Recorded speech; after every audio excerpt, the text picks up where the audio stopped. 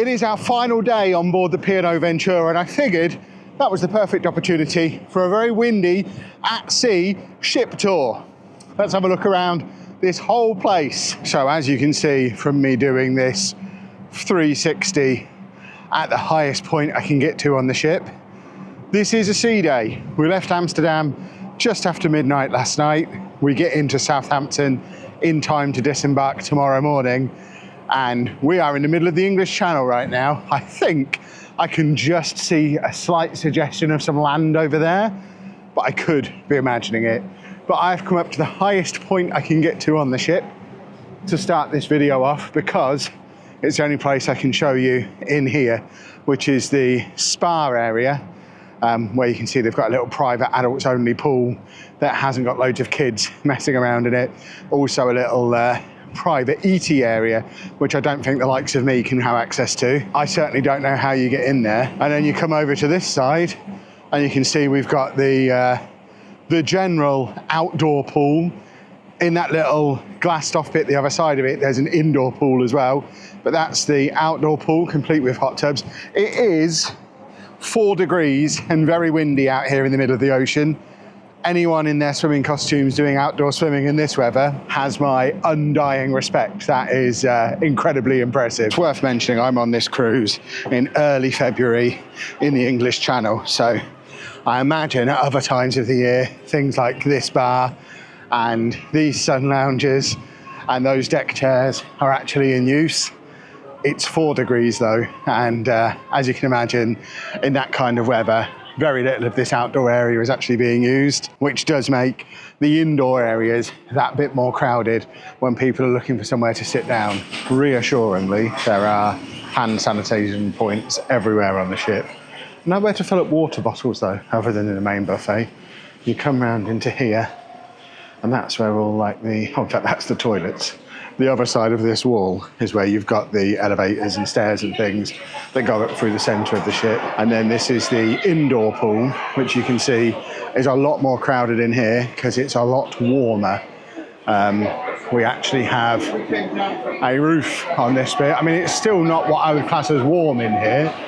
It looks like that roof is retractable for the summer. It's not like warm, but it's warmer than it is on that outdoor one. So as you can imagine, much harder to find somewhere to sit in this bit. So if we come through into the buffet, worth pointing out that as we come in here, it is 12:30. So the lunch rush is underway. It's always very, very hard to find anywhere to sit in here though, which is not ideal. So the buffet itself usually has a pretty decent selection no matter what time of day it is. Like I say, it's lunchtime at the moment, but we've got stews, we've got chicken burgers, we've got corn on the cob. We do have allergy information. People asked when I made a TikTok about this. There's allergy information for everything on display.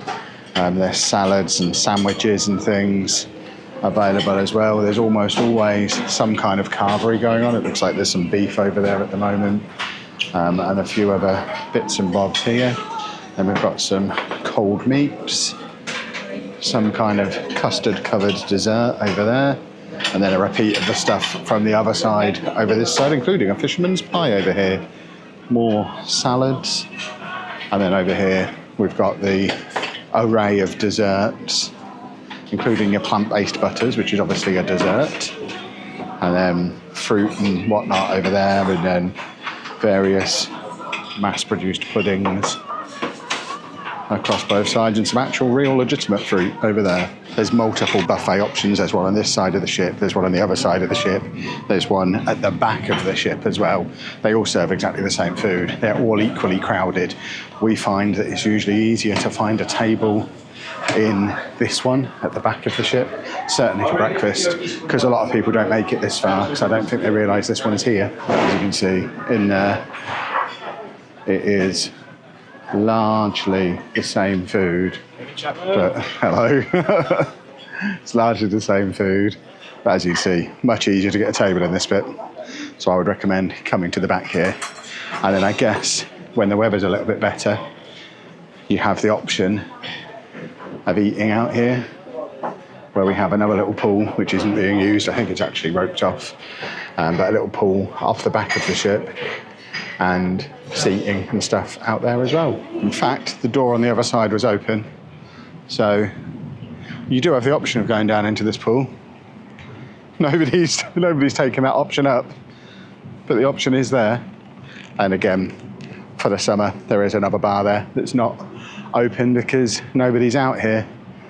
But pretty decent view from sitting in that pool. I mean, bearing in mind how crowded the other pools are, I don't know why nobody's using that one. Feels like a pretty decent spot. But again, in the summer, I imagine these are the most impossible tables to get. And you can also get up onto the top bit of the ship again, up that way. In fact, should we go and have a look? I've not been up here. So it looks like there's a kids' soft play area up here, which I didn't know existed. And another pool. I'm finding all the pools now, including a little kiddie pool. I think this is the kids' club up here, which doesn't appear to be open. And goodness me, it's windy.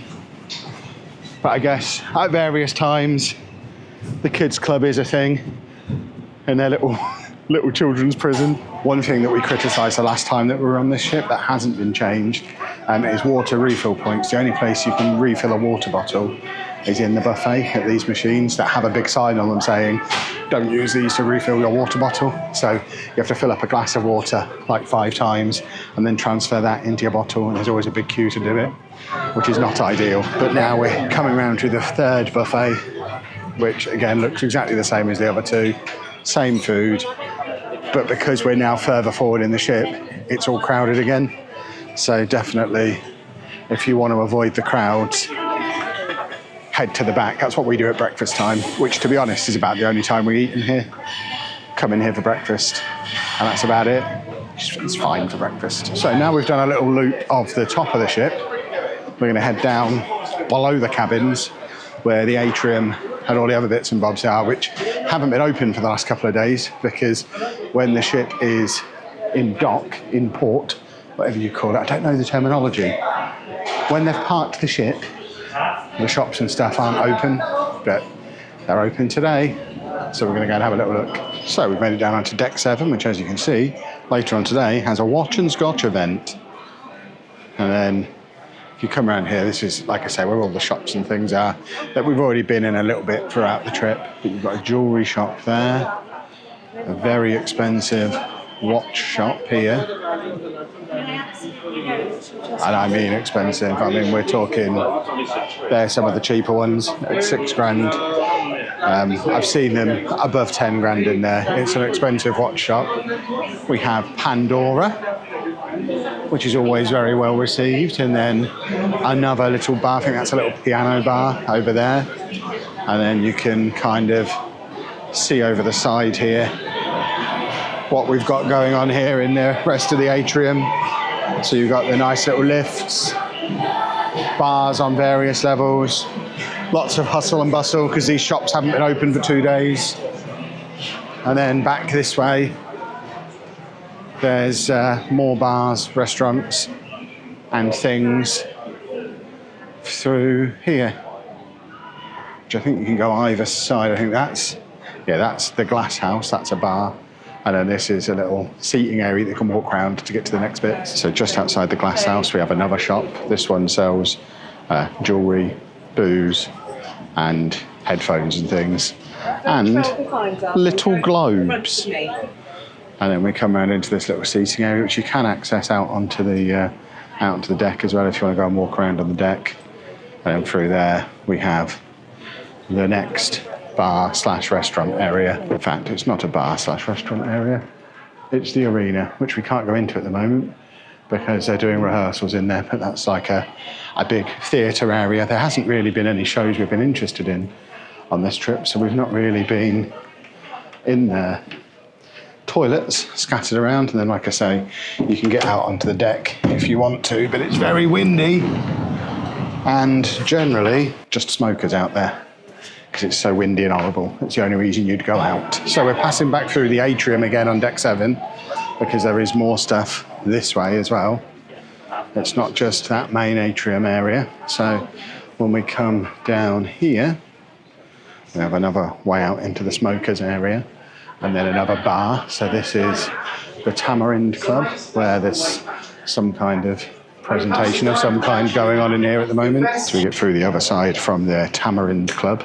We've got more of these little open seating areas where you can just come and sit and watch the waves, which I guess if you're in an inside cabin is something you want to do. We've got a balcony, so we don't spend a lot of time in these communal areas, so we can just look out the window in our cabin.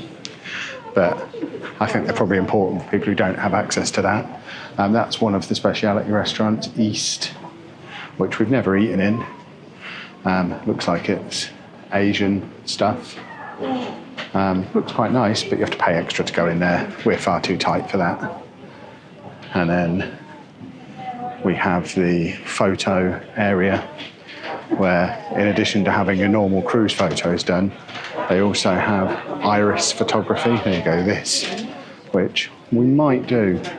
If we can find our way here tonight, we might have one of those done. But lots of photo opportunity stuff. And then once you get through that, you get to another of the bars, Havana, which is, they have some shows in here in the evenings. It seems like there's a show going on in here now as well.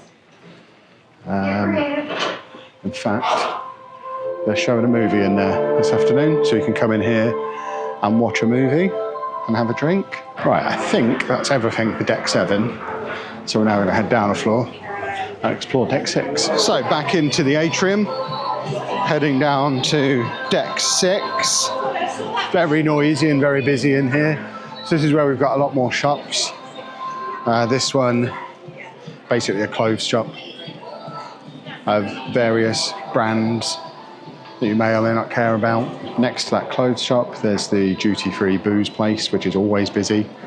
People buying to both drink in their cabin, and I guess because it's the final day, buying to take home with them.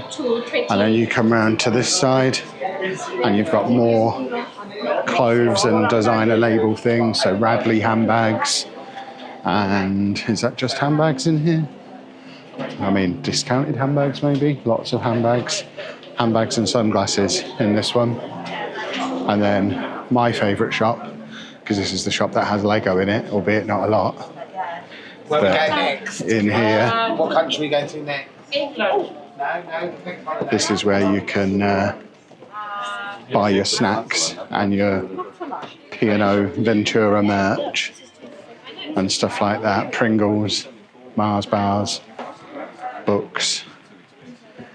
They've sold one of those Lego sets. Oh, in fact, they've added a couple more. They only had the architecture set the other day. They've now added a Lego Friends and a Lego City set. In fact, another little Lego City set. There's some Lego in here now. And also cuddly animals and whatnot. And quite a selection of books to buy in here. There is also a library you can borrow books from just around the corner. So that shop that had the Lego in is at the end. Then this is the handbags and sunglasses and things again. And then through there, we've got the casino, which I'm not allowed to film in. So we're going to get to the other side of that, because the other side of that, there is another bar. So we've gone around the casino. And then this is the bar that's on the other side of the casino. Which is, they do quizzes and stuff like that in here in the evenings, but as you can see, pretty busy in here. And then on the other side of it, we have the casino over there. That bar we were just in is just down there. And then in here, we've got the little arcade games room, which never seems that busy because I think it's a little bit out of the way and people don't really know it's here. But there is some decent stuff in here. I mean, when I was a kid, me and my brother would spend hours in somewhere like this quite happily. The machines are all a little dated, but I mean, it'd be a fun way to spend an hour or so. Oh no, I've just seen they've got a grabber machine. This might be where all my onboard spend goes. Trying to get myself a Spider-Gwen out of there, that's a disaster. And you can also access the theatre from this floor as well down there, but again, still closed to rehearsals. So we can't show you what's going on in there. And then we have to head back through the casino, so I'll put you away again. Back into the atrium on deck 6. Heading that way is one of the restaurants.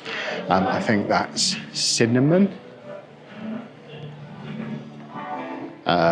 Saffron is on this floor, Cinnamon's on the floor below, but they take up that bit of space on both of these floors. They're the restaurants where we go to in the evenings, where you can eat a proper sit-down meal and not have to battle with the buffet. The bar and the casino and stuff is through that door. When the ship is in dock, this is where you get off for excursions. It goes around there, next to where reception is. And now we're going to head down onto deck 5 of the atrium, where there is often dancing and a silent disco and stuff like that going on down here. Always lots going on this floor. We've got another bar over there. There's the Costa coffee shop is over there as well. And then another shop. This is your smelly things shop. So perfumes and potions, and this is where me and Anna spent some money when we got here on the first night. And then this is where you can buy your future cruises, supposedly at a discount. And then there's the library where you can borrow books, sit in there and have a little bit of a read, be nice and quiet, right next to all the noise from all the dancing that's going on out here. And on this floor, you've got the Costa Coffee, lots of seating areas as well, and then an art gallery where I'm not allowed to film. Lots of very expensive paintings in there, like upwards of 5-10 grand for some of them. It's mad. But we'll have a little walk through to see what's the other side of it. It does go on quite a long way. Some of them aren't quite as expensive as some of the others, and some of them are actually quite cool. I just don't think I could ever bring myself to spend this much on art though, but I could just buy a Lego set and hang that on the wall, no matter how cool some of them are. It's like, as you get to the other side of the art gallery, it's just cabins again down there. Yeah, nothing going on that way. And then you just got the other restaurants and things up there as well. So I think we've seen everything. Yeah, I think that is your lot for ship tour. We've obviously still got the rest of the day to continue exploring. I really want a cup of coffee now. I'm right next to Costa. I just can't bring myself to pay for one when I know I can head up to the buffet and grab one for free up there. So I'm heading all the way back up to deck 15, and I'll see you in a bit. Go and find whatever Anna's doing. Well, many hours later, it's actually 6 o'clock now. As you can see, there is a female getting ready for dinner behind me. I've got all my stuff packed, ready for collection, because when you disembark a cruise ship, you basically leave the bulk of your luggage outside of your room the night before you disembark. We've got our disembarkation details. We have to be out of the cabin at 8 a.m. and then we're leaving the ship between 8:15 and 8:45. So we are going to be hanging out in the Cinnamon restaurant while we wait for our disembarking slot. But the majority of my stuff is packed up, ready for us to leave outside of the room when we get back from dinner. This afternoon, all we really did, Anna went and did the same lap of the ship that I did with you earlier on, so I didn't film it a second time, but she wanted to have a little tour of it. She was having a nap when I went round and did it earlier, so I went and did that again. She almost bought some cream, but then decided it was cheaper at Boots or somewhere else, so we didn't buy any cream. We went and tried to get the iris photos done, and we're told that that's only available the first 2 days of the cruise, which wasn't on any of the advertising for it. So yet again, we don't get to have our eyeballs photographed, which we've been trying to do for years since we first saw it at Disneyland. And then I made the Yellow Submarine, which I've now already packed. So if you want to see the Beatles Yellow Submarine Lego set, there's a video over on the Block Party channel of me building it on the cruise ship, but I've now put it away in there, ready to be taken home. So the only stuff that I've still got out now in my little half of the room is the stuff that can fit in my backpack that I'll be carrying off the ship myself, which is basically all of my toys, my laptop, my Steam Deck, my Kindle, my phones, my cameras. It's just toys. I've got a pair of pants, a pair of socks and a spare t-shirt to put on in the morning. The ones I'm wearing now will go in the bag, but I'll wear these jeans, that jacket, the boots that I've got with me. Everything else is packed. I am minimal. The only thing that is annoying is that I'm going to have to carry my CPAP machine off, which means I've got to keep my extension lead out as well, which I guess I'll have to try and ram into my CPAP machine bag. So I'm not going to be quite backpacked up. I'm hoping that at some point I'll be able to stop using the CPAP machine. I'm not there yet, but I have, having lost weight, started lowering my blood pressure medication. The doctor is... No, as per the doctor letting me do that. I will remind Anna, the CPAP machine is not a snoring remedy. And if they tell me that I don't need it to stay alive anymore, I will stop using it. Because for travel, it is a pain in the butt because it's a whole extra bag. that I have to keep with me at all times. When I'm doing carry-on only on a plane, I have to take that thing. Like tomorrow, I've got to carry that thing off of the means I can't just be a one-bag traveller, and I want to be a one-bag vagabonding traveller. So need to get to the point where I don't need it. She's huffing and puffing in the back. She hasn't even brought hers. She moans at me, she hasn't even brought hers with her, even though she's supposed to use one as well. On here is a pain. So literally what I'm describing, but I'm not allowed to snore. She's allowed to snore, yes. But I'm not allowed to snore. I can't hear myself snore. Yeah, I see. So yeah, just waiting for Anna to get ready. We're going to go and have an early-ish dinner. And then once we get back, get Anna's stuff packed as well, because obviously hers is all spread out over the bed because she's doing makeup at the moment. Okay. And hair, yeah, she's doing all sorts of things. Then we'll get our luggage out there and probably just have a lazy evening in the cabin, getting ready for an early start and a drive home tomorrow. The one advantage about tomorrow, I know we've got to be out of the cabin by 8, but because of the clock change, it will actually be what we've seen as what we now experience as 9. So we can benefit from reverse jet lag because the clocks will change back again overnight. Tonight, the ship's time changed on the first night to Central European time, and it's changing back at 2 a.m. this morning, going in like tonight. So we'll switch back to UK time. So although we'll go to sleep thinking we've got to be out of here by 8, it will actually be 9. So we can actually get up at kind of a normal, reasonable time and get out of here fine. So I think we're all good. We just need to get some dinner. We want to go to the restaurant we've not been to yet. We've not been to, is it Cinnamon we've not been to, or Saffron? We've been to Cinnamon twice. We want to go to Saffron. So we're going to try and get into Saffron to see that one. And we'll probably meet you there once Anna's finished painting her face. Well, we've made it into Saffron. This is the other sit down and have people bring you bread restaurant that we hadn't been in yet. The menu looks good. For our final dinner, I think I'm going for squid and then probably the cod and then treacle tart. But there's loads of options. If you want to pay, you can go for the fancy bit of the menu as well, which I think Anna's going for the eating mess because she loves eating mess. But this side is all included within the cruise fare, and it's actual proper waiter service rather than the free-for-all that is the buffet. And for me, the most exciting bit is they do bring you a little bread roll. And I love to be brought a little bread roll. Here we go then, starter o'clock. Anna has gone for mashed tomatoes.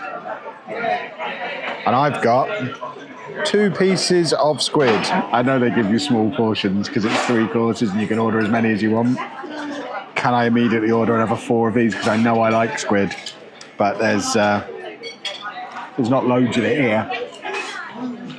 Oh, actually, cancel that order. It's very chewy. Main course then. We've both gone for the same thing, which sounds like it's hot because Anna's just burned herself on it. Our phones have just clicked back to UK time, so we're celebrating with some fish and chips because we're officially home. So for dessert, Anna has the tidiest eating mess I've ever seen. And I've got what was described as a treacle tart, but looks more like a treacle sponge to me. I think we need to have a conversation about what constitutes a tart with the good people of P&O Cruises. And after a brief time jump, it's now just after 6 a.m. As you can see, we are back in Southampton. That is the port of Southampton over there. Somewhere over here is our car. I think where those lights are just there, I think is where the car is. The proper fancy folk are able to get off the ship within the next 20 minutes or so. When I say proper fancy, I mean the people willing to carry their own suitcases.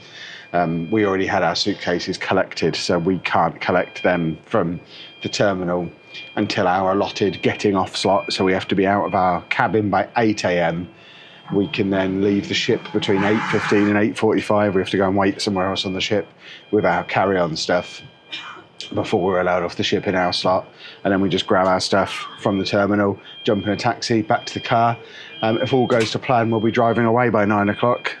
Let's see if all goes to plan, I guess.